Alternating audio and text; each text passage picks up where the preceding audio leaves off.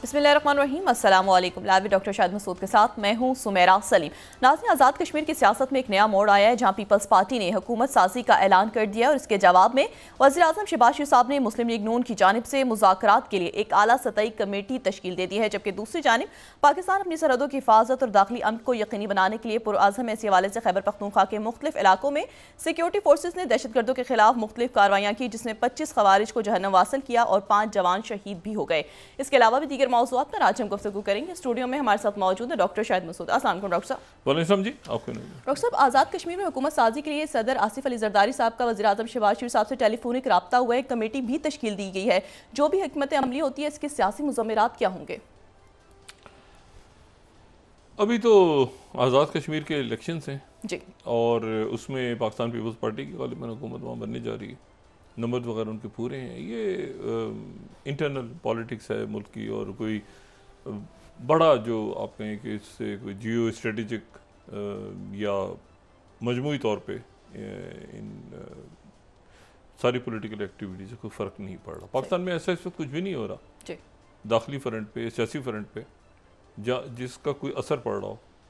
ठीक है, पाकिस्तान का जो भी इस वक्त क्लाउट है, और ये बड़ी अजीब सी बात है, मैं बार बार दोहरा रहा हूँ कि सफारती महाज पे और अस्करी महाज पे और बाकी जगहों पे पाकिस्तान जिस कदर हमें फ़ाल नज़र आ रहा है, वो अंदरूनी महाज पे उतना ही एक, वो कहते हैं ना, डल कहते हैं या उसको लल बिफोर द स्टॉर्म कहते हैं। कुछ जहाँ जाओ एक परेशानी का सहारा, पता नहीं क्या होगा, पता नहीं क्या होगा, ये हर तरह चलिए तो डिस्कनेक्ट हो गया, आप आराम से बैठ जाएँ और देखें कि ये जो इंटरनल टर्मोइल है, मैन मेड क्राइसिस, ये किस तरह ख़त्म होता है। लेकिन जैसे मैंने आपसे पहले कहा कि जो कर फॉरेन पॉलिसी और परसों फॉरेन पॉलिसी ने भी कहा था, एक साल जो है वो डिप्लोमेटिक लेवल पे ये मिरेकल्स का साल है, और ये डिप्लोमेटिक जो है मिलिट्री डिप्लोमेसी है, क्योंकि तकरीबन सारे ही मुल्क ऐसे हैं जिनके साथ डिप्लोमेसी, पाकिस्तान अगर डिप्लोमेसी है तो साथ उसका एक मिलिट्री एंगल ज़रूर है। मिसाल के तौर पे अभी जैसे हमारे अफगानिस्तान के साथ मामला चल रहे हैं, और दुआ है कि ये किसी बेहतर तरफ ये जाएँ मामला। अफगानिस्तान के साथ मुज़ाकरात जो आज दूसरा राउंड है, कल भी शायद गुफ्तगू आगे चलेगी, इस्तांबुल में हो रहे हैं। वहाँ पे जो है वो ज़ाहिर है मामलात ऐसे हैं कि कई दहाइयों के मामलात हैं, या आप उससे भी पुराने मामलात हैं कि भाई कैसे महाजरीन ने कैसे रहना है, कैसे होगा, कौन किधर क्या, ये मामलात हैं। कोई बड़े, बहुत बड़े कोई ऐसे इश्यूज़ नहीं हैं। तावक्त ये कि उन्हें बड़ा बना लें किसी भी इशू को बड़ा बनाना चाहें तो अलग बात है, नहीं बनाना चाहें तो नहीं। तो अफ़गानिस्तान जो है वो, मैं बतौर एक पाकिस्तानी ये समझता हूँ कि अफ़गानिस्तान एक बहुत ज़बरदस्त मुल्क है, उसको बहुत आगे जाना चाहिए और वो जाएगा इंशाअल्लाह, और पाकिस्तान का उसमें कलीदी किरदार होगा। सिर्फ एक नुक्ता उसमें जो है वो तकलीफ़ का सबब है इस वक्त, कि अफ़गानिस्तान की जो सॉइल है वो दहशत गर्दी के लिए इस्तेमाल हो रही है और पाकिस्तान के लिए, तो जिसके नतीजे में यहाँ पे बड़ी तादाद में जो है वो ये उनके अपने लिए पेशा नहीं, यहाँ पे शहादतें भी हो रही हैं, यहाँ पे जो है वो सिक्योरिटी फोर्सेस के लोग भी जानों से जा रहे हैं और शहीद हो रहे हैं, और सिविलियंस भी, और सारे ही। तो ये उनको अपने ऐसे अनासर, ये अनासर उनके लिए भी एक बुराई का सबब होंगे मुस्तकबिल में। तो ये मेरे ख्याल से ये नुक्ता है। बाकी सारे मामला तिजारत के, ये वो सारे उससे रिलेटेड हैं, पाकिस्तान के बाकी तो उसी से रिलेटेड हैं कि ताल्लुकात बेहतर हों और दहशत गर्दी ना उनकी सवाल से, तो फिर सारे मामला हल हो जाएंगे। तो पाकिस्तान एक अपनी तरफ से मैं समझता हूँ कि मामलाती बेहतरी की तरफ जाएंगे, लेकिन देखते हैं कि मुज़ाकरात का क्या नतीजा सामने आता है। दुआ है कि दोनों तरफ से जो है वो बातचीत आगे बढ़े, और ये बातचीत इंशाल्लाह आगे बढ़ेगी। अच्छा, अब ज़रा आ जाएँ कि इसको ज़रा ये थोड़ा सा जूम आउट करके देखें कि कहाँ पे सूरत हाल इस वक्त इर्द गिर्द क्या हो रहा है।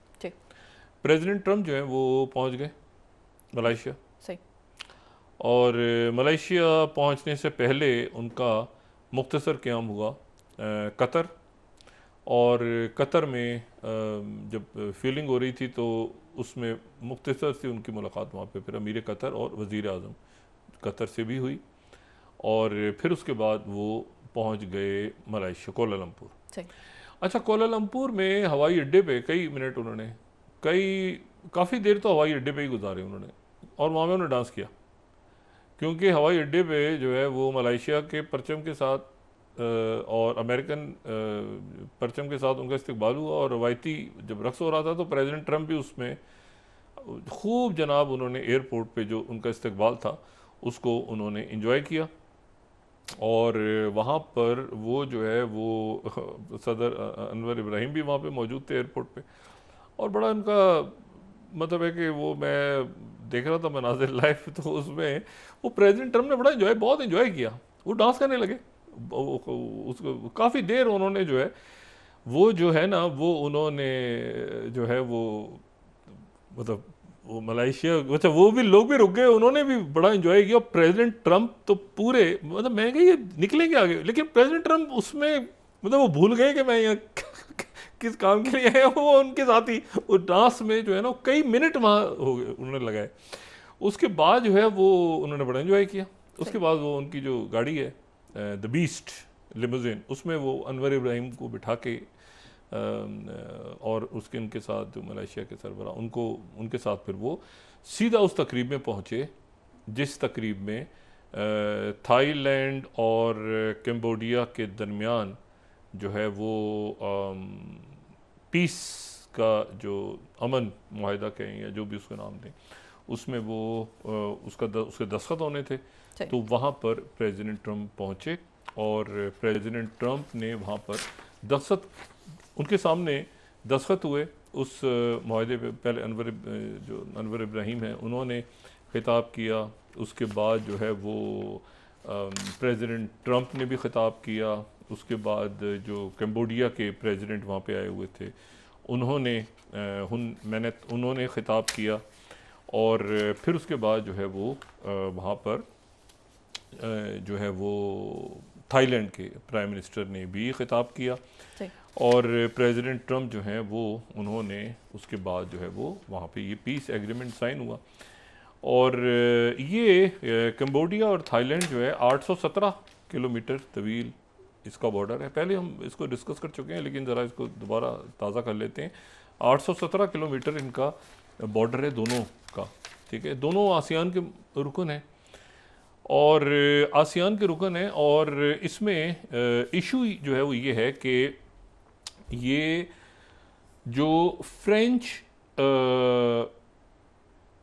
इंडो चाइना यानी फ्रांस की जो यहाँ पे कॉलोनीज रही हैं ना, यहाँ पे जो पुर्तगाल भी रहा है, फ्रांस भी रहा है, ये सारे मुल्क यहाँ पे रहे हैं ना इस इलाके में, डच भी रहे हैं, बरतानिया भी रहा है, ये सारे मुल्क यहाँ रहे हैं। तो यहाँ पर जो थाईलैंड है उसको तो सियाम कहते थे 1939 तक, सियाम के नाम से, वो तो सियामी बिल्ली बड़ी मशहूर। तो सियाम जो है वो थाईलैंड का नाम सियाम था, किंगडम ऑफ जो सियाम है वो थी साथ। और उसके साथ जो कंबोडिया है, कंबोडिया जो है वो फ्रेंच इंडो चाइना का एक इलाका था।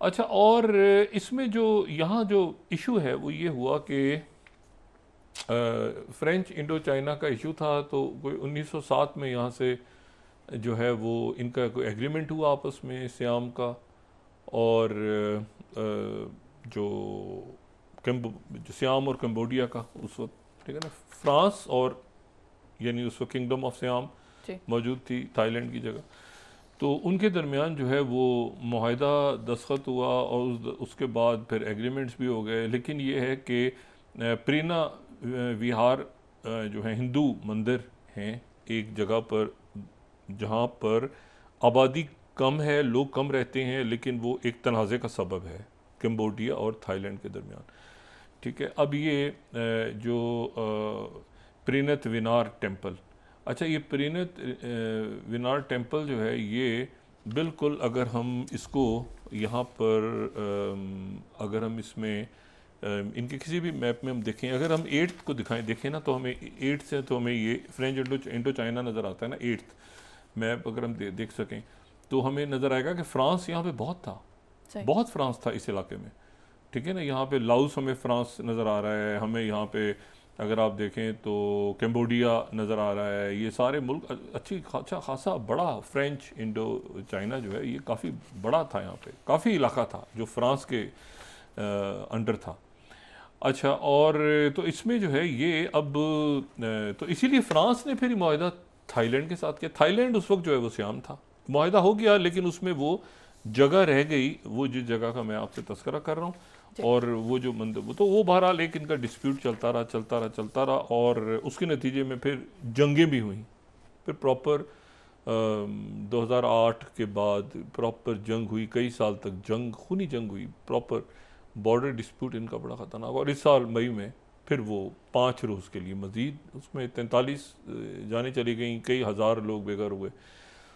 प्रेसिडेंट ट्रंप ने उसके बाद फिर दोनों मुल्कों के जो उनके जो वज़राए आज़म हैं उनसे टेलीफोन पे बात की, और मलेशिया के जो अनवर इब्राहिम साहब हैं उनको भी दरमियान में डाला कि आप भी मीडिएट करें। चाइना भी दरमियान में आया, ये बड़ी इंपॉर्टेंट बात है कि चाइना ने भी रोल प्ले किया। सही। और थाईलैंड जो है उनके प्राइम मिनिस्टर को भी फ़ोन किया, और कंबोडिया के प्राइम मिनिस्टर को भी प्रेसिडेंट ट्रंप ने फ़ोन किया, और फ़ोन करके ये कहा कि आप जंग बंद करें, और उसके नतीजे में टैरिफ आपके, यानी टैरिफ्स को फिर उन्होंने इस्तेमाल किया, और दोनों मुल्कों के 19% टैरिफ कर दिए उन्होंने कि आप जंग बंद करेंगे तो 19% टैरिफ होंगे। तो ये टैरिफ वो कहते हैं ना, टैरिफ को मैं इस्तेमाल कर रहा हूँ पीस के लिए, प्रेसिडेंट ट्रंप यहाँ बात दुरुस्त कर रहे हैं। तो टैरिफ उन्होंने 19% उन्होंने टैरिफ कर दिए। उसके बाद उन्होंने अच्छा, चाइना ऑन बोर्ड था, ये ध्यान में रखें, क्योंकि थाईलैंड जो है ना, थाईलैंड बड़ा ज़बरदस्त मुल्क है। कोल्ड वॉर के दौरान जो है वो थाईलैंड अमेरिका के साथ था कोल्ड वॉर के दौरान। एक मरहले पे वो सीटो का मेंबर भी बन गया था, और नॉन मेजर नेटो अलाई भी थाईलैंड रहा है। तो थाईलैंड जो, लेकिन अब जो है जाहिर है कि नई डायनामिक्स हैं, वो कोल्ड वॉर उस तरह से नहीं है, दूसरे नए ब्लॉक्स बन रहे हैं दुनिया में। तो ये जो है ये प्रेसिडेंट ट्रंप आज बड़े खुश हुए, उन्होंने पीस एग्रीमेंट करवाया, मलेशिया भी खुश है, प्रेसिडेंट ट्रंप भी खुश हैं, कंबोडिया भी खुश है, थाईलैंड भी खुश है। और लेकिन ये है कि क्या ये तवील तनाज़े हमेशा के लिए हल हो गया between Thailand and Cambodia? I doubt, क्योंकि ये एक बहुत तवील तारीख रखता हुआ एक पेचीदा सा मामला है, सरहदी मामला। तो उसमें तय ये हुआ कि दोनों एक तो अपना हौसला पीछे करेंगे, फ़ौजें पीछे करेंगे अभी, और बाद में जो है वो थाईलैंड के पास जो कैदी हैं कंबोडिया के, वो 18 शायद वो रिलीज़ किए जाएंगे फौरी तौर पे। तो ये मुआहदा हो गया। लेकिन ये क्योंकि डिस्प्यूटेड बॉर्डर है बहुत बड़ा, 817 किलोमीटर का बॉर्डर, इसलिए कहीं ना कहीं ये फिर दोबारा अभी नहीं तो 2 साल बाद, 6 साल बाद इधर उधर क्रॉस करता है कोई बंदा तो जंग शुरू हो जाती है। तो कशीदगी दोनों मुल्कों में है, वो दुरुस्त होना ज़रूरी। अच्छा, फिर उसके बाद एक और इसी दौरान एक और बड़ा काम हुआ, और वो जो काम है वो ये हुआ, वो तारीख़ी काम, और वो तारीख़ी काम जो है वो ये हुआ दरमियान में कि 11वां जो रुकन है, 11वां रुकन आसियान का, ये 67 में आसियान का ब्लॉक बना था, तो आखिरी मुल्क कंबोडिया था जो 1999 में इसका मेंबर बना था। तो 10 मुल्क हो गए थे आसियान के 1999 में, सही, यानी 26 साल पहले आसियान एक्सपेंड हुआ था, और उसमें एक मुल्क शामिल हुआ था, यही कंबोडिया। 26 साल के बाद आसियान में एक मुल्क और बढ़ा है, और 11 मुल्क हो गए, और वो मुल्क है ईस्ट तिमोर। तो ईस्ट तिमोर आज से 11वां रुकन बन गया आसियान का। तो हमारी तरफ से ईस्ट तिमोर को बहुत मुबारक हो। ये आसियान अब इस तरह से होगा 6th, ये अगर हम 6 देखें तो आसियान के अब 11 ममालिक हैं, उसमें पहले 10 थे, अब 11 हैं, ठीक है ना। तो 11 नेशंस पे मुश्तमिल एक ब्लॉक है जिसमें अच्छा, ये जो इनकी तकरीब हुई ना, ये बड़ा पुराना ईस्ट तिमोर का जो है ना, वो मैं पहले भी बात कर चुका हूँ कि ईस्ट तिमोर का जो इलाका है इंडोनेशिया के साथ, वो पुर्तगाल की कॉलोनी था, कल भी हमने बात की थी। पुर्तगाल की कॉलोनी था, 1975 में अचानक पुर्तगाल यहाँ से अचानक निकल गया, पुर्तगाल अचानक निकला तो वो इंडोनेशिया ने फिर वो उस जगह को ऑक्यूपाई कर लिया 75 में, और वो फिर उसके बाद वहाँ पे एक तसादुम चलता रहा, इंडोनेशिया ईस्ट तिमोर इंडोनेशिया। वो कहीं जाके फिर 1999 से ऑनवर्ड उसमें ठहराव आना शुरू हुआ। 2002 में फिर वो आज़ाद हो गए। लेकिन उसमें जो है, जब ये आज़ादी की उनकी तहरीक चल रही थी, तो उसमें दो शख्सियात जो थी, ऑड्रियो सॉरी रोज़ी रेमोस होर्ता और ज़ेनाना गुस्माओ, अगर मैं सही तरह प्रोनाउंस कर रहा हूँ। तो ये दो शख्सियात जो थी, ये उस वक्त 90 की दिहाई में और 80 की दिहाई में ये इंडोनेशिया के ख़िलाफ़ जो जदोजहद हो रही थी, उसमें ये बड़े फाल थे।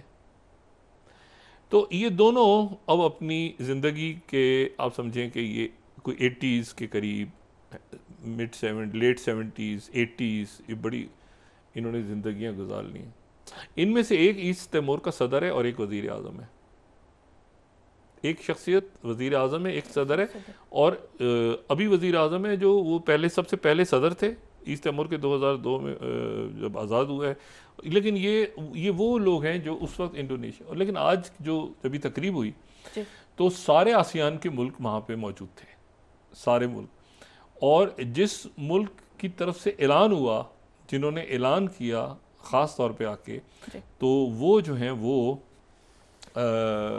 और ये बड़ी, आप ये देखें ना कि ये बड़ी एक हिस्टोरिकल, ये एक हिस्टोरिकल दिन है कि वहाँ पर ये 26 साल के बाद एक्सपेंशन हुई और वहाँ पर सारे के सारे आसियान के ममालिक जो हैं उन्होंने मुबारकबाद दी।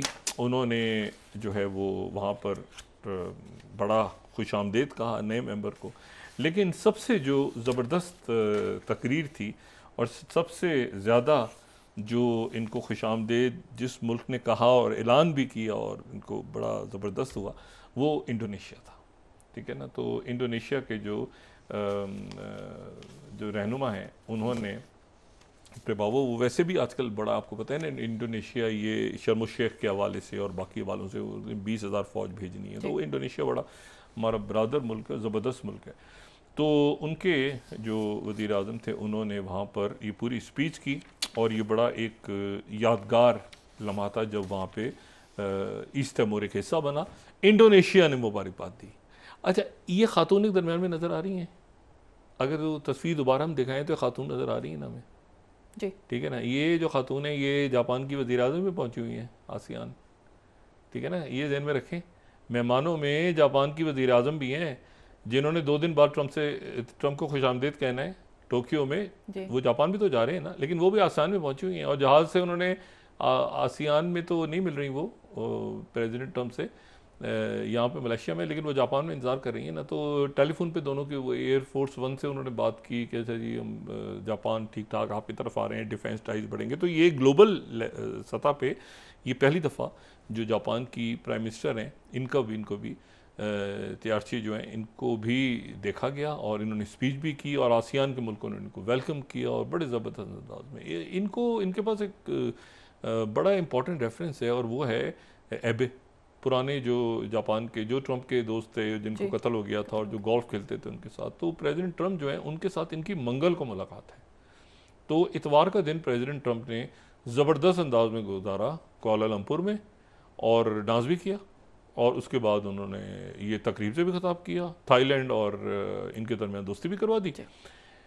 और उस दौरान जो है वो सारे मुल्कों ने प्रेसिडेंट ट्रंप को, जो स्पीचेस वहाँ रहे उन सब ने प्रेसिडेंट ट्रंप को गज़ा पीस डील, जो अमन मुआहिदा इसराइल और फ़लस्तीन के दरमियान हो रहा है, उसमें उन्होंने 20 नुकाती जो उनका अमन प्लान है उसको उन्होंने उसकी तारीफ भी की और ये भी कहा कि इसको बिल्कुल लेटेंट स्पिरिट के थ्रू आगे जाना चाहिए। ये प्रेसिडेंट ट्रंप ने फिर वहाँ पर जो बात की, उन्होंने कहा मैंने 8 जंगें ख़त्म करवाई हैं, मैंने 8 जंगें ख़त्म करवा दी हैं और उन्होंने 8 जंगें ख़त्म करवाने का जिक्र किया और साथ उन्होंने फिर उसके बाद जो है वो पाकिस्तान की क़यादत की उन्होंने तारीफ़ की।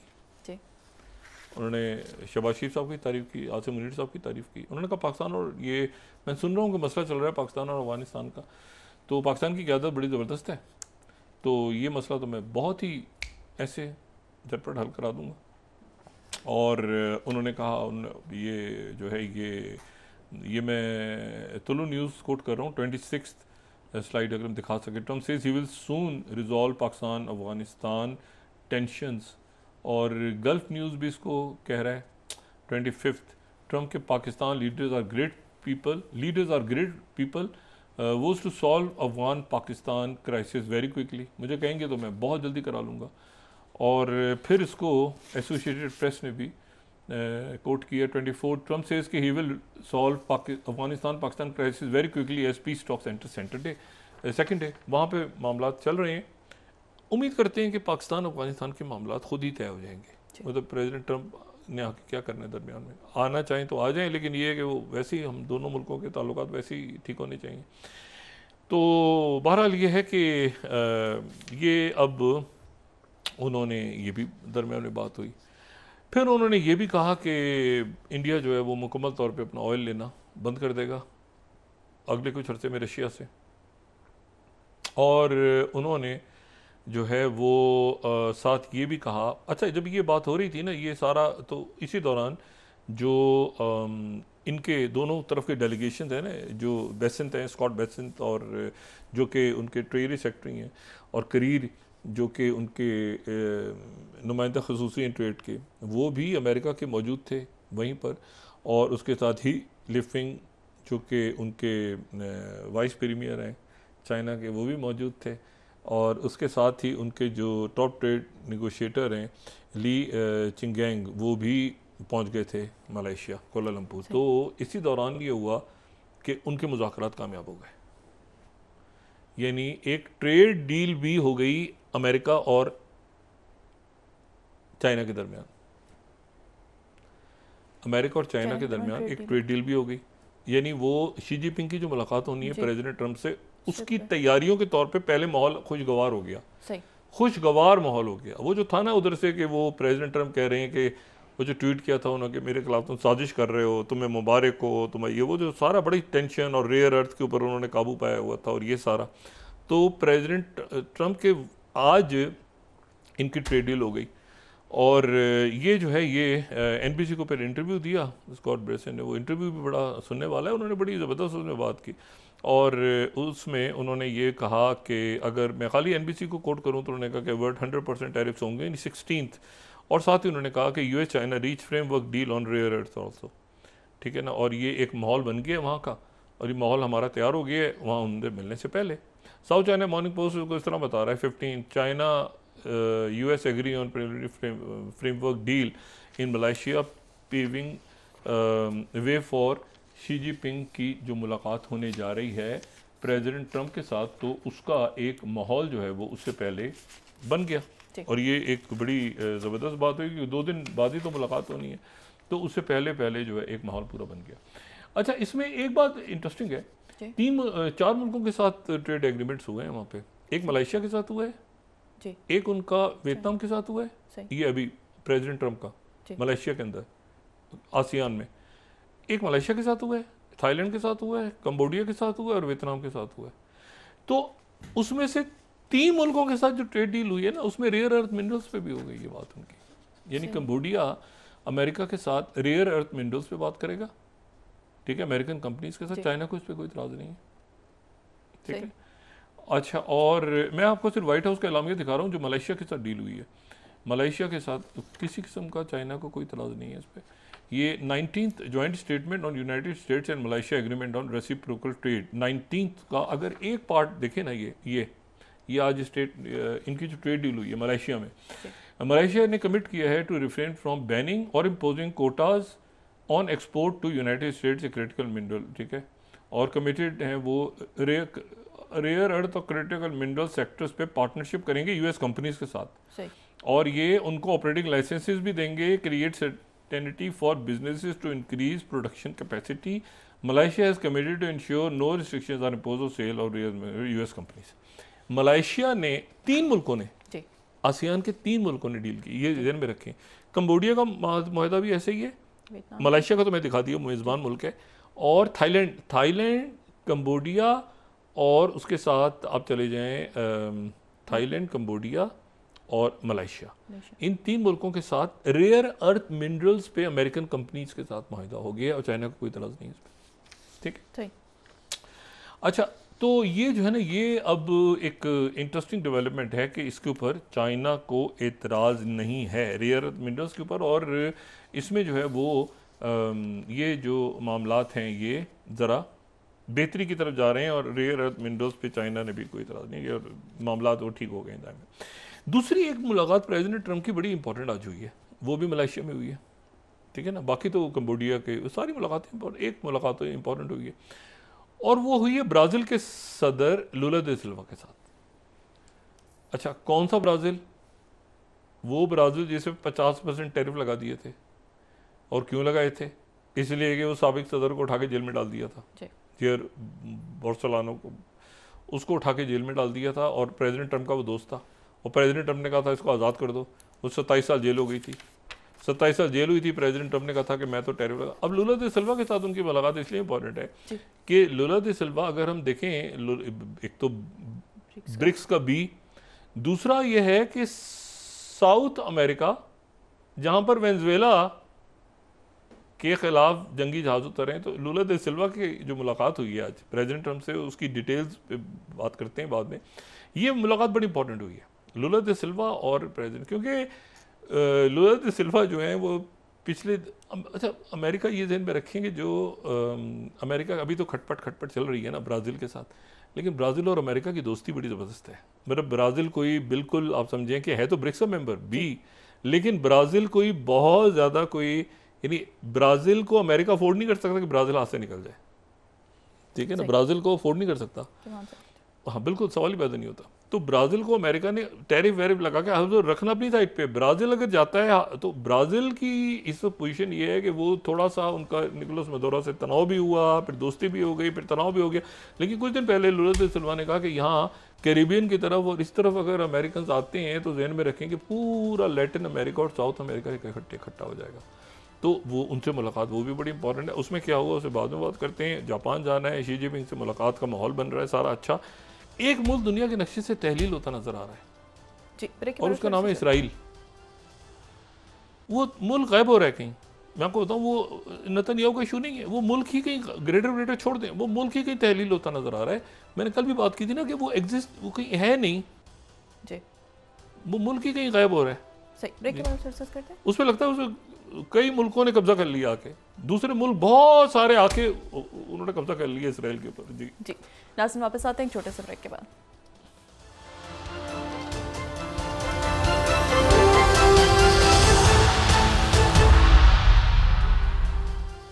वेलकम बैक नाज़रीन। डॉक्टर साहब, सिक्योरिटी फोर्सेस की जानिब से दहशतगर्दी के खिलाफ जो आज ही मुख्तलिफ कार्रवाइयाँ की गई हैं, जिनमें 25 ख्वारिज को जहन्नुम हासिल किया, 5 जवान भी शहीद हो गए हैं। चलता रहेगा ये मामला। ये दहशतगर्दी मेरा ख्याल है ये अफगानिस्तान के साथ हमारे मामला, दुआ है कि जल्द किसी, ये डेडलॉक होता है, फिर बात शुरू होती है, फिर डेडलॉक होता है, ये इसी तरह से चल रहा है कई दहाइयों से। लेकिन अब मेरा ख्याल है कि अफगानिस्तान एक आज़ाद भरपूर रियासत के तौर पे, ज़िम्मेदार रियासत के तौर पे, उन्हें ये बहुत सारे जो पिछले यहाँ पे जो ग्रेट गेम्स होते रहे हैं उनसे जान छुड़ा कर आगे की तरफ बढ़ना चाहिए। तो वही बात कि अपनी जगह को दहशतगर्दी के लिए इस्तेमाल न करना। उनके बहुत सारे आगे प्लान्स हैं, तिजारत होनी है, ये राहदारियाँ खुलनी है, बहुत कुछ इस खत्ते में होना। तो वो ये दहशतगर्दी ख़त्म होगी तो वो अफगानिस्तान आगे बढ़ेगा। तो ये मेरा ख्याल है कि वो ये मामला बेहतरी की तरफ ही जाएंगे।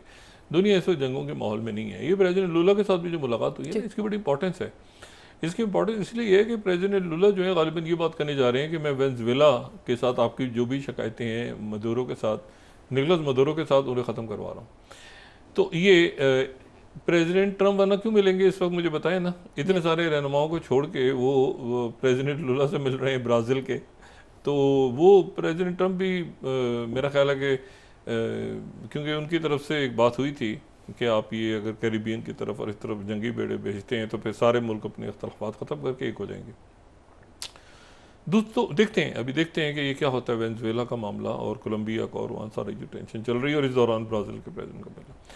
अच्छा, मैं आपसे कह रहा था कि इसराइल कहीं गायब हो गया है।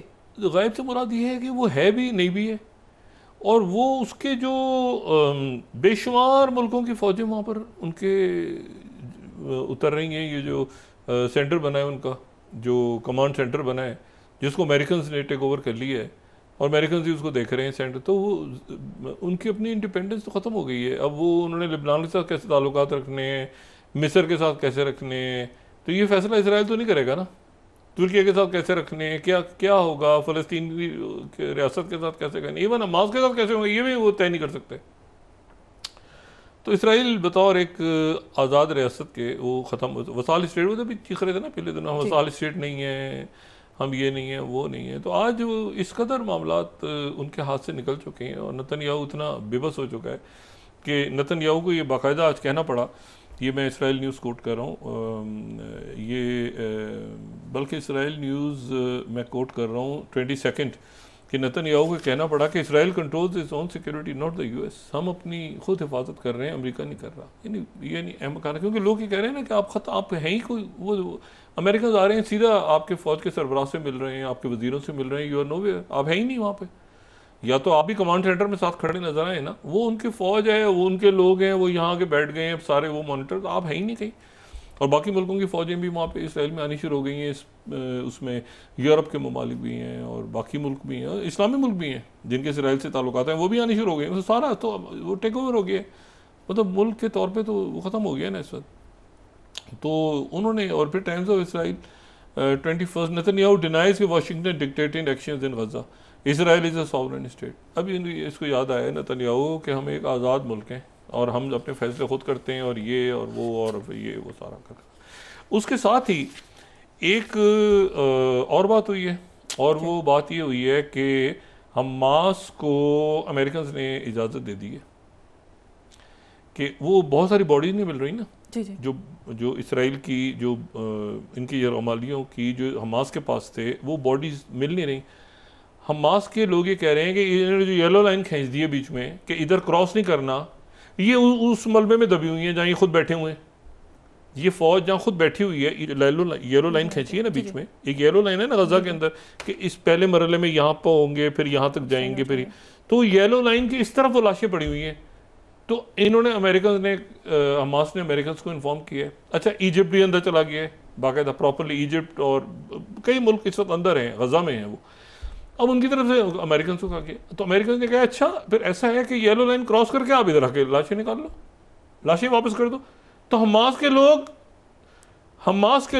येलो लाइन क्रॉस करके इधर आ गए हैं। सही, येलो लाइन क्रॉस करके इजराइल से पूछा ही नहीं किसी ने, ये अपनी तरफ येलो लाइन खींच के बैठे हुए थे ना कि इधर कोई नहीं आएगा, यहाँ हम होंगे। वो उधर से हमास के लोग आके इधर। अब मुझे बताएं कि ये एक क्या तमाशा बन गया है। 41 स्लाइड कोट कर रहा हूँ, Israel National News, Hamas given permission to cross yellow line to search for bodies. ओ भाई, ये जो येलो लाइन है, ये येलो लाइन उन्होंने क्रॉस नहीं करनी थी। नहीं, ये गलत दिखा रहे हैं आप स्लाइड। अगर आप 41 दिखाएं तो हमास गिवन परमिशन, दो वाक़यात हैं, कोई भी दिखा दें मैं रेफरेंस के तौर पे। Hamas given permission to cross yellow line to search for bodies in IDF control territory. अच्छा, तो एक तो ये हो गया। दूसरा, ये इसी में न्यूज़ के जो पहले हमने स्लाइड दिखाई थी कि नेतन्याहू को प्रेसिडेंट ट्रंप ने सबके सामने खड़े होकर उनके प्रेसिडेंट से कहा था उसको माफ़ कर दो, ये करप्शन में इन्वॉल्व है। तो नेतन्याहू खड़ा होकर बेवकूफ़ी की तालियां में जा रहा था। उसकी वो सदर ने क्या खाक माफ़ करना था, सदर को एक आंख मारी होगी ना अमेरिका ने कि हम पब्लिकली कह रहे हैं इसको माफ़ कर दो, करना मत। वो कोर्ट, वो माफ़ ही नहीं हुआ और कोर्ट ने उसको कहा 4 दफ़ा तुमने करप्शन के इल्ज़ाम में अदालत में पेश होना है। उसने, वो गया था कोर्ट में इसलिए कि मुझे ज़रा आप रिलीफ दे दें, मैं बाकी अपने जो मुस्तकबिल का कोई फैसला कर लूँ इस दौरान। कोर्ट ने कहा ये दोबारा तरह चले जाएंगे, हफ्ते में 4 दिन तुमने अदालत में पेश होना है, माफ़ी भूल जाओ, ये भी भूल जाओ कि अदालत से तुम्हें एग्जेम्पशन मिल गई है। 4 दफ़ा तुमने हर अदालत में करप्शन के मुकदमात के लिए पेश होना है। और प्रेसिडेंट ट्रंप ने क्या कहा था सबके सामने, इसको माफ़ कर दो, मैं गुजारिश करता हूँ उसको माफ़ कर दो। अब इशू ये है कि वो वहाँ पर ये येलो लाइन भी गई आज, सही, साथ ही स्टेबलाइजेशन फोर्स तैयार हो रही है, साथ वो कह रहा है कि मैं अपने फैसले खुद करता हूँ। ओ भाई, हमास के लोगों ने येलो लाइन भी क्रॉस कर ली है। तुर्किया, इजिप्ट, अच्छा, उधर वो तय कर लिया है इन्होंने, फ़लस्तीनियों ने, ये वही पूरा तैयार हो रहा है जो कि रशिया और चाइना में हमास के मुख्तलिफ ग्रुप्स बैठे थे और उन ग्रुप्स ने एक टेक्नोक्रेटिक सेटअप जो कि सबको काबिल कबूल हो, लेकिन उस वक्त उसमें यह था कि ये मरवान बरगूती का नाम भी था, तो मरवान बरगूती को तो ट्रम्प मिलना चाह रहे हैं। अब यह है कि वो अहमद सादात भी तय हो गया, ये भी तय हो गया, तो इसराइल अब जो है वो ना तो कुछ कर पा रहा है और ना वो बतौर एक खारजा पॉलिसी, दिफाई पॉलिसी, आयरन डोम होंगे, अटैक करेंगे, ये करेंगे, वो जो भी कुछ हो अमेरिका ने हाथ में ले लिया। अच्छा, अमेरिका अकेला भी नहीं है, अमेरिका के साथ बरतानिया भी है, बाकी यूरोपीय मुल्क भी हैं, जॉर्डन भी है, ये वो सारे लोग बैठ के मॉनिटर कर रहे हैं, उधर भी है इधर भी है। तो अब वो ये नेतन्याहू कह रहा है कि मैं तो हम तो बिल्कुल दिफा करेंगे, अपने मुल्क का फलाह करेंगे। उधर से उनको इशारा हुआ है फ़ौज को कि ये हमास के लोग आ रहे हैं, इनको टच मत करना। हमास के लोग चले गए हैं, साथ उनके इजिप्शियंस भी हैं और शायद मेरा ख्याल है कि तुर्किया के और बाकी लोग भी हैं। और आपको पता है ना, हमास अभी तक डिसआर्म नहीं हुई, वो येलो लाइन क्रॉस करके उधर से बॉडीज निकाल के दे देंगे रात को। मार्को रूबियो ने कहा कि बहुत जल्द, प्रेसिडेंट ट्रम्प ने भी कहा कि बहुत जल्द स्टेबलाइजेशन फोर्स जो है वो सामने आने वाली है। तो ये बड़े दिलचस्प वाक़यात हो रहे हैं पूरी दुनिया में, इंटरेस्टिंग वाक़यात हो रहे हैं। देखते हैं कि जापान और शी जिनपिंग के साथ इनकी मीटिंग कैसी जाती है। उससे पहले टैरिफ के सारे इश्यूज़ हल हो गए हैं और टैरिफ्स के जो मामला हल हुए। मैं सिर्फ एक बात जो है वो मैं प्रोग्राम ख़त्म होने से पहले कहूँगा, और वो ये है कि जो मीटिंग है प्रेसिडेंट ट्रंप और पुतिन की, मैं पहले दिन से ये बात कह रहा हूँ कि वो मीटिंग होगी, वो मीटिंग होगी। सही। जो अचानक हुई है ना कि यहाँ पे नहीं हो रही हंगरी में, वो मीटिंग होगी। सही। ये आज मैं 36 क्रेमलिन को की तरफ से उनके जो 36 टास्क हम दिखाएं, wrong to say that Russia and US summit जो है वो cancel as no date was agreed. तारीख अभी तय नहीं हुई थी, तो क्यों ही कह रहे हैं कि मुलतवी हो गई है मुलाकात। और इसको टर्किश मीडिया 38 ने इसी स्टेटमेंट को टर्किश मीडिया ने जिस तरह प्ले किया, वहाँ से क्लैरिटी आ जाती है। TRT world, Putin Trump summit not cancel but needs preparation, तैयारियां हो रही हैं उसकी। वो जो किरिल दिमित्रिव मिल रहे हैं वहाँ पे स्टीव विटकॉफ से वाशिंगटन, वो तैयारियां इस मीटिंग की हो रही हैं। शी जिनपिंग और किम के साथ मीटिंग के बाद ये पुतिन और ट्रम्प की मीटिंग ऑन कार्ड्स है। और उसमें मैंने आपसे कहा ना कि इसमें वो कह रहे हैं कि ये तो एक मसला चलता रहेगा ना, क्या इसमें हम अपनी ताल्लुकात ख़राब कर दें यूक्रेन के चक्कर में। तो और भी तो गम है ज़माने में यूक्रेन के सिवा, तो आगे बात बढ़ाओ, आगे तिजारत करो, उधर मुझे बुलाओ। वहाँ पे प्रॉमिस करके गए थे प्रेसिडेंट ट्रम्प की अगली मुलाकात जो है। तो अब ये जो मुलाकात बुडापेस्ट में कैंसिल हुई है, मैं सिर्फ एक बात को बताऊँ, तो इसके पीछे वो बात भी चल रही है कि प्रेसिडेंट ट्रम्प ने कहा था कि अगली मुलाकात मॉस्को में होगी जी। तो हो सकता है अगली मुलाकात मॉस्को में ही हो। याद है वो अलास्का आए थे तो ये मॉस्को, तो ये हंगरी के डिप्रेशन ने हंगरी को कि हमारे पास आना था, तो वो शायद मॉस्को में ही हो मुलाकात। और प्रेसिडेंट जाने से पहले अभी जो मुलाकात हो रही है, ये जो मुलाकात शी जिनपिंग और प्रेसिडेंट ट्रम्प की हो रही है, उसमें शी जिनपिंग उनको दावत देंगे, वो इनको दावत देंगे। देखना ये है कि पहले शी जिनपिंग अमेरिका आते हैं या पहले ट्रम्प जो है वो चाइना जाते हैं। सही, चाइना जाना था और वैसे उन्होंने ग्रैंड रेट का, याद है शुरू में बात चल रही थी, और ट्रम्प ने अपनी दावत जो जब हलफ उठाया था तो दावत उन्होंने दी थी शी जिनपिंग को आने की। तो वो बहुत कुछ हो रहा है ये ग्लोबल लेवल पे। जी बहुत शुक्रिया डॉक्टर साहब। नाज़रीन, इसके साथ ही आज का प्रोग्राम अपने इख्तिताम को पहुंचा। मुझे सुमेरा सलीम को इजाज़त दीजिए। अल्लाह ने के बाद। जी डॉक्टर, अपना दोस्तों रिश्तेदारों के दोनों के लोगों का सब ख्याल रखिएगा। अल्लाह हाफ़िज़।